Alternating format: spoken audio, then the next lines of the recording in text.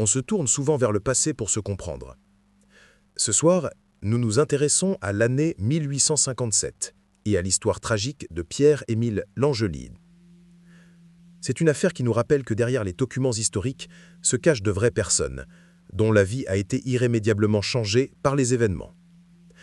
Voici leur histoire, telle qu'elle peut être racontée. Dans la société rigide et très consciente des classes du Glasgow victorien, le statut social était primordial.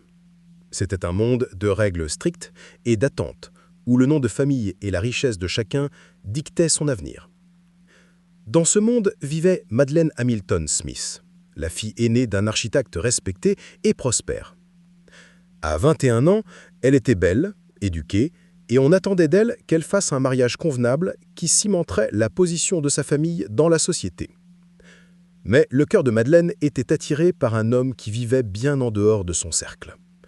Son nom était Pierre-Émile Langelier, un comique qui travaillait dans un entrepôt de la ville. Originaire des îles anglo-normandes, Langelier était plus âgé, d'une classe sociale inférieure et ne possédait que peu de richesses ou de perspectives. Selon les normes inflexibles de l'époque, il était tout à fait inadapté à une jeune femme de la stature de Madeleine.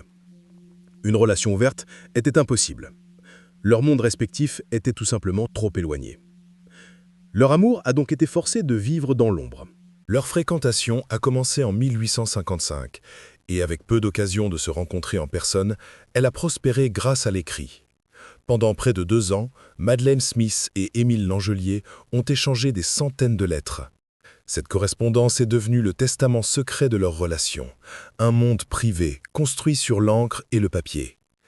Ces lettres à elle ont été perdues dans l'histoire, mais ces lettres à lui ont survécu, et elles brossent un tableau saisissant d'une affaire passionnée et finalement dangereuse. Dans son écriture fluide, Madeleine a déclaré Émile son mari aux yeux de Dieu, déversant sa dévotion et sa frustration face à la société qui les séparait. Les lettres retracent le cours de leur amour, des premiers flirts aux déclarations ardentes. Au fur et à mesure que leurs liens se renforçaient, ils ont commencé à organiser des rencontres clandestines. Langelier attendait dans la ruelle derrière la grande maison des Smiths sur Blythswood Square. Tard dans la nuit, Madeleine se faufilait jusqu'à la fenêtre de sa chambre au sous-sol. Là, séparés par des barreaux en fer, ils parlaient pendant des heures. Leur rencontre secrète était une tentative désespérée de combler le fossé social qui les séparait. La relation était un secret enivrant, mais elle reposait sur une base fragile et périlleuse. Chaque lettre écrite, chaque mot murmuré à la fenêtre était un risque qui menaçait la réputation de Madeleine et l'honneur de sa famille. Au début de l'année 1857, le monde fragile que Madeleine et Émile avaient construit a commencé à se fracturer. Un nouveau personnage est entré dans la vie de Madeleine, William Harper Minock. Il était tout ce que Langelier n'était pas. Homme d'affaires riche et bien introduit de Glasgow, Minock était la prétendante idéale aux yeux des parents de Madeleine. M. Smith a approuvé le mariage de tout cœur et bientôt Madeleine et M. Minock ont été officiellement fiancés. Pour Madeleine, ces fiançailles représentaient un carrefour. D'un côté, la vie que la société attendait d'elle, un mariage confortable et respectable avec un homme de sa classe. De l'autre, Émile Langelier, l'amour passionné et secret qui avait le pouvoir de la ruiner. La pression était immense. Elle a essayé de mettre fin à sa relation avec Langelier, lui écrivant que leur amour avait été un rêve froid et cruel et qu'ils devaient se séparer. Mais Langelier n'était pas un homme facile à écarter. Il avait investi 2 ans de sa vie dans leur liaison et considérait Madeleine comme sa femme. Il était possessif, émotif et à présent profondément blessé. Les fiançailles avec William Minock n'avaient pas résolu le problème de Madeleine. Elles l'avaient transformé en une crise. Face à l'intention de Madeleine d'épouser un autre homme, le désespoir d'Émile Langelier s'est transformé en coercition. Il a refusé d'accepter la fin de leur liaison et, plus important encore, il a refusé de lui rendre ses lettres. Ces lettres, remplies de déclarations passionnées et de détails intimes, étaient désormais une arme. Elle l'y avait désigné comme son mari et avait parlé de leur intimité physique, des mots qui, s'ils étaient rendus publics, détruiraient complètement sa réputation et ses fiançailles avec M. Minock. Langelier a clairement exprimé ses intentions. Si elle ne rompait pas ses fiançailles et ne l'épousait pas, il irait voir son père et lui montrerait la preuve de leur longue liaison secrète. La menace a terrifié Madeleine. Le ton de ses propres lettres a changé radicalement. Fini les professions d'amour, remplacées par des suppliques frénétiques et désespérées. « Je dois récupérer mes lettres », écrit-elle. « Donnez-les-moi et je serai votre amie pour la vie. » Elle a supplié et cajolé, faisant appel à la moindre affection qui aurait pu lui rester. Mais ses supplications ont été vaines. L'Angelier a tenu bon, convaincu qu'il pouvait la forcer à honorer ses promesses. Madeleine Smith était piégée. Les lettres d'amour, qui étaient autrefois une source de joie, étaient devenues des instruments de chantage, et l'homme qu'elle adorait autrefois était devenu la plus grande menace pour son avenir.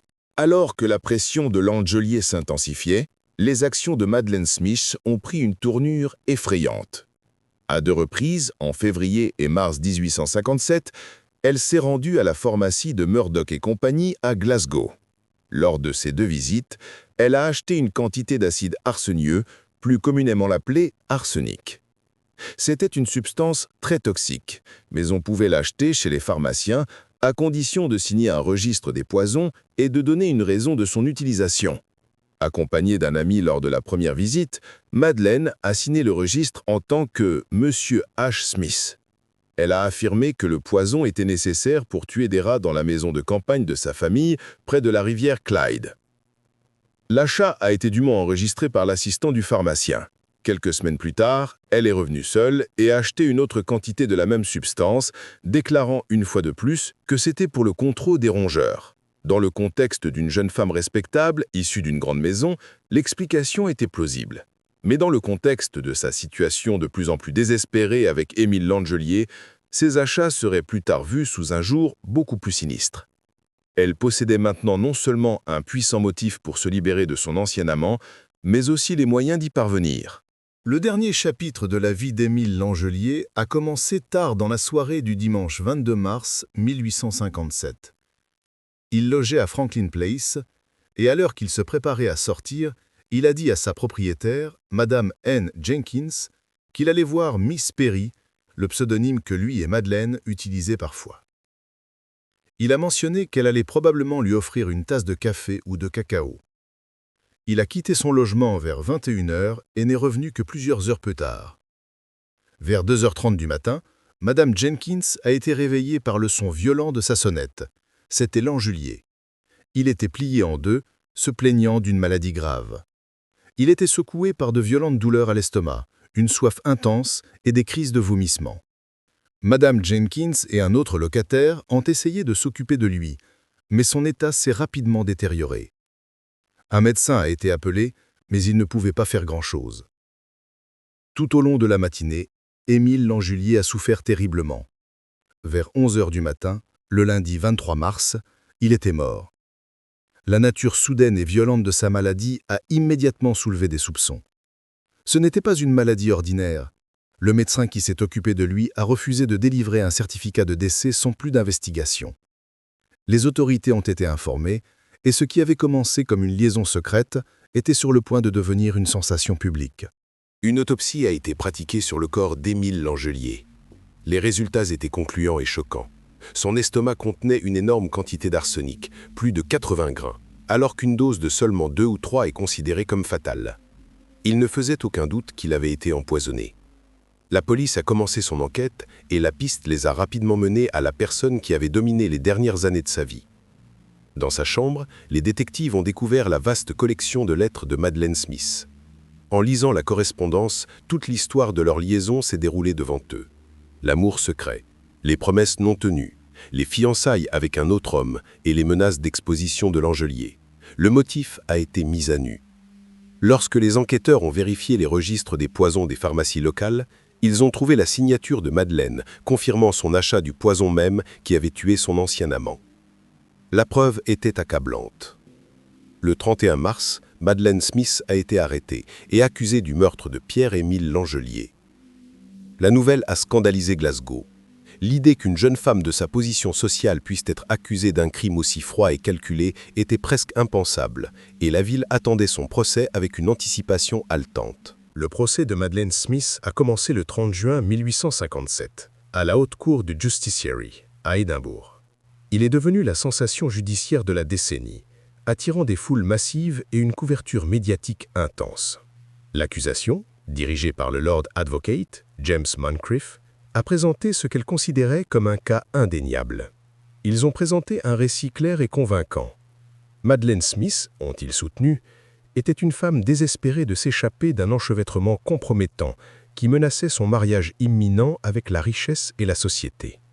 Elle avait le motif, faire taire Émile Langelier et l'empêcher de montrer ses lettres incriminantes à son père et à son fiancé.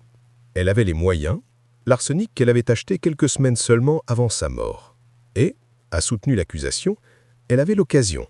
Ils ont affirmé que Langelier lui avait rendu visite à la fenêtre de sa chambre la nuit du 22 mars, où elle lui a servi une tasse de cacao saupoudrée du poison qu'il avait dit à sa propriétaire qu'il pourrait recevoir. Ses propres lettres ont été lues à haute voix au tribunal, leurs mots passionnés et désespérés résonnant dans la salle, présentés comme la preuve de sa duplicité et de sa puissante raison de vouloir que Langelier disparaisse pour toujours. Le poids des preuves semblait accablant. Pour le public et la presse, l'affaire contre Madeleine Smith semblait être scellée. La défense était dirigée par l'un des plus redoutables esprits juridiques d'Écosse, John Inglis. Il savait que les preuves contre sa cliente étaient puissantes, mais il savait aussi qu'elles étaient entièrement circonstancielles. Inglis a systématiquement démantelé le cas de l'accusation, mettant en évidence chaque point de doute. Son argument central était que l'accusation n'avait pas réussi à prouver l'élément le plus crucial, la dernière rencontre. Aucun témoin n'avait vu Madeleine et Millier ensemble la nuit de l'empoisonnement. L'affirmation de l'accusation selon qu'elle avait administré le poison dans une tasse de cacao n'était que pure spéculation. Inglis a ensuite proposé au jury des théories alternatives. Il a dépeint Langelier comme un étranger dramatique et instable, enclin au mélodrame. Aurait-il pu se suicider par désespoir d'avoir perdu Madeleine ? Inglis a également suggéré la possibilité d'une mort accidentelle, notant que l'arsenic était parfois utilisé par les hommes en petite quantité pour des raisons cosmétiques ou comme aphrodisiaque. Langelier a soutenu la défense pourrait avoir eu sa propre réserve et avoir accidentellement pris une dose fatale. Après 9 jours de témoignage, le procès a pris fin. Le jury n'a délibéré que pendant une demi-heure. Lorsqu'il est revenu, il a rendu un verdict unique au droit écossais. Non prouvé. Ce n'était pas une déclaration d'innocence, mais une reconnaissance que la couronne n'avait pas réussi à prouver son cas au-delà de tout doute raisonnable. Madeleine Smith était libre de partir, mais le verdict a laissé un nuage de suspicion indélébile qui la suivrait pour le reste de sa vie. Après le procès, Madeleine Smith n'a pas pu rester en Écosse. La notoriété de l'affaire rendait une vie normale là-bas impossible. Elle a quitté le pays et s'est installée à Londres, où elle a fini par s'intégrer dans les cercles artistiques et intellectuels. En 1861, elle a épousé un manager d'artistes nommé George Wardle. Elle a vécu une vie longue et apparemment tranquille, élevant une famille et déménageant finalement aux États-Unis, où elle est morte en 1928 à l'âge de 92 ans. Elle n'a jamais parlé publiquement du procès ou d'Émilie Langelier. Le verdict de non prouvé signifie que l'affaire de sa mort n'a jamais été officiellement résolue et elle reste l'un des grands mystères durables du XIXe siècle.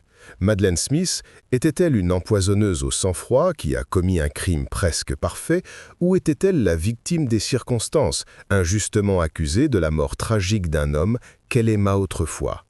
Les lettres prouvent son désespoir et le registre prouve son achat du poison. Mais la pièce finale et critique du puzzle, la preuve qu'elle l'a administré, n'a jamais été trouvée. La vérité de ce qui s'est passé à Glasgow cette nuit de mars est morte avec ses participants, ne laissant que la spéculation et une histoire qui continue de fasciner et de troubler jusqu'à ce jour. Merci d'avoir passé ce moment avec nous. Réfléchir à ces événements passés est une façon de se souvenir des individus impliqués et de l'impact que leurs histoires ont eu sur leur communauté. Si vous avez des réflexions sur l'affaire d'aujourd'hui, nous vous invitons à les partager respectueusement dans les commentaires ci-dessous. Nous espérons que vous vous joindrez à nous pour notre prochaine affaire de True Crime.